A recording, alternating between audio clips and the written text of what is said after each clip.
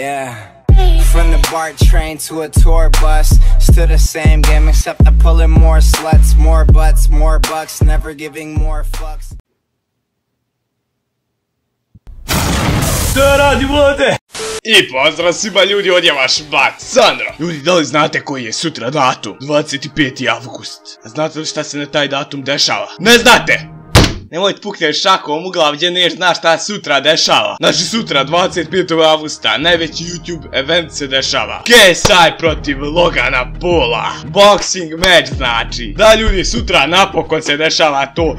Logan Paul protiv KSI-a boxing match, znači čekam sina od maja ovo. Dobro se sjetio do 25. avgust, boga mi znači. Znači ovako ljudi, u ovom videu ću ja da kažem neko svoje mišljenje ko bi trebao da pobjedi u meču između Logana i KSI-a i između ovoga Deđija i Jake Paula. Tako da hajmo da počnemo. KSI vs Logan Paul. Sad vi vjerojatno razmišljate, pa za koga ti sad navijaš? Pa stani, reći ti kasnije, stani. Znači ovako, ja vam pratim KSI-a od 2014. godine. I nekako se to stvori u vama, to nešto što vam govori da morate navijati za njega, da ne možete navijati za Logana Paula. Tako da ja odmah da razriješimo pitanje, navijam za KSI-a. Međutim, šta se desilo? Kada sam vidio recimo kako Logan Paul trenira i kolika je čovjek postao gromada, znači ruka mu sine ko dvije moje kad spojiš, znači ovako. Kad sam vidio kako on trenira i koliki je čovjek zapravo, onako stvori se taj neki osjećaj, brate, ko bi sad mogao pobijediti. Znači Logan jeste veći, širi čovjek je veći od njega, znači bože od KSI-a. Ali opet pogledam s druge strane kako KSI trenira, brate, koliku čovjek brzinu ima u rukama, znači gledaj ovo.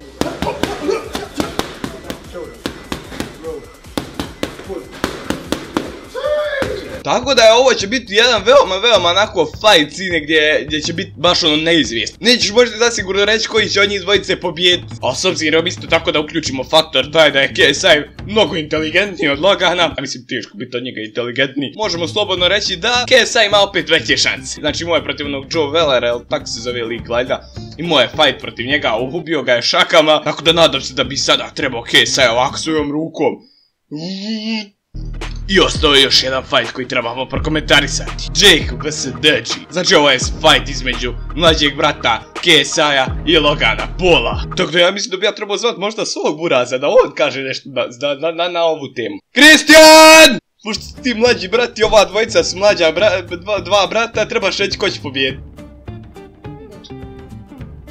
Aj zdravo. Moj brat je rekao tačan odgovor.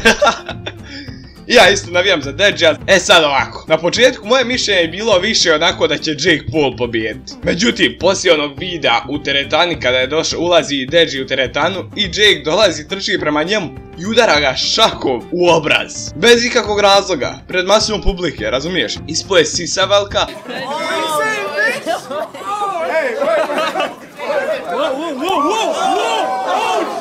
I od tog trenutka ja imam osjećaj da Jake ima manjak samopouzdanja. Da će mnogo da se uplaši na ovome, kako se zove, meč. I tako je na neki način, ajmo reći, pokušao da sam sebi podigne neko samopouzdanja, evo tu tako reći. Ja da sam Deđi, ja bi odmah tužio si ide. Dobio dobre pare. Aj mrša dalje. Ja znam da će znači KSI i Deđi pobijediti. Sad šta će biti, mislim može biti svašta, može biti da će Logan i Jake pobijediti. Tako da ljudi, svoje mišljenje mi iznesite neko u komentare, ko pobjeđuje, šta vi mislite. I to je bilo to što tiče ovog klipa, ja sam da ste uživali. Ako jeste, obozno stavite like i mi se vidimo u sljedeći klip. Ćao!